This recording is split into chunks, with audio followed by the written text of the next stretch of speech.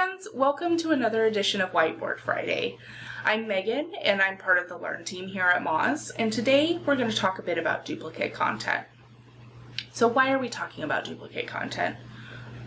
Well, this is a pretty common issue and it can often be a bit confusing. What is it? How is it determined? Why are certain pages on my site being flagged as duplicates of one another? And most importantly, how do I resolve it if I find that this is something that I want to tackle on my site?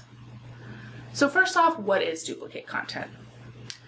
Essentially, duplicate content is content that appears in more than one place on the internet. But this may not be as cut and dry as it seems. Content that is too similar, even if it isn't identical, may be considered duplicates of one another. When thinking about duplicate content, it's important to remember that it's not just about what human visitors see when they go to your site and compare two pages. It's also about what search engines and crawlers see when they access those pages. Since they can't see the rendered page, they typically go off of the source code of the page. And if that code is too similar, the crawler may think that it's looking at two versions of the same page. Imagine that you go to a bakery and there are two cupcakes in front of you that look almost identical. They don't have any signs. How do you know which one you want? That's what happens when a search engine encounters two pages that are too similar. This confusion between pieces of content can lead to things like ranking issues, because search engines may not be able to figure out which page they should rank, or they may rank the incorrect page. Within the Moz tools, we have a 90% threshold for duplicate content, which means that any pages with code that is at least 90% the same will be flagged as duplicates of one another. So now that we've briefly covered what duplicate content is, what do we do about it? There are a few different ways that you can resolve duplicate content. First is the option to implement 301 redirects. This option would be similar to having a VHS copy of a movie, which maybe isn't so relevant anymore. So you want to be sure to provide folks with the digital version that's streaming online.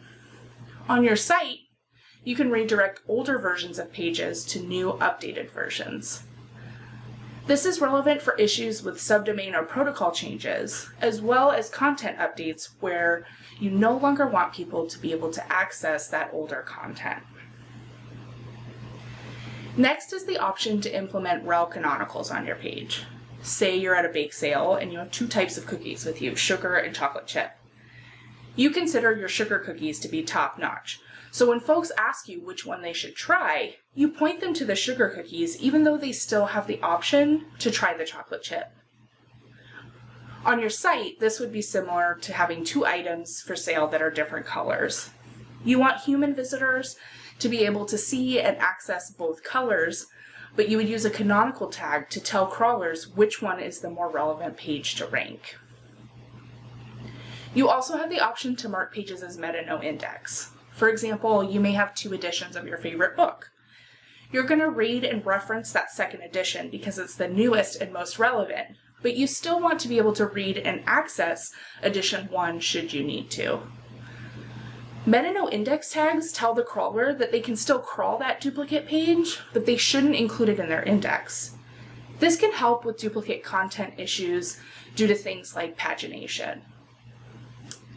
But what if you have two pages that really aren't duplicates of one another? They are about different topics, and they should be treated as separate pieces of content.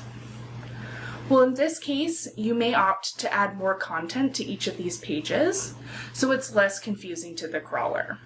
This would allow them to stand out from one another, and it would be similar to, say, adding sprinkles and a cherry to one cupcake, and maybe a different color frosting to the other. If you ever need help identifying which pages on your site may be considered duplicates of one another, MozPro's Site Crawl and On Demand Crawl can help. Within both of these tools, we'll flag which pages are considered duplicates of one another, and you can even export that data to CSV so you can analyze it outside of the tool. Just a little pro tip here. In the CSV export of that data, the duplicate content group will tell you which pages are considered duplicates of one another. So any pages with the same duplicate content group number are part of the same group of duplicate pages. This is by no means an exhaustive list of the ways you can resolve duplicate content, but I do hope that it helps to point you in the right direction when it comes to tackling this issue. And if you're interested in learning more about SEO fundamentals and strategy, be sure to check out the SEO Essentials certification that's offered through the Moz Academy.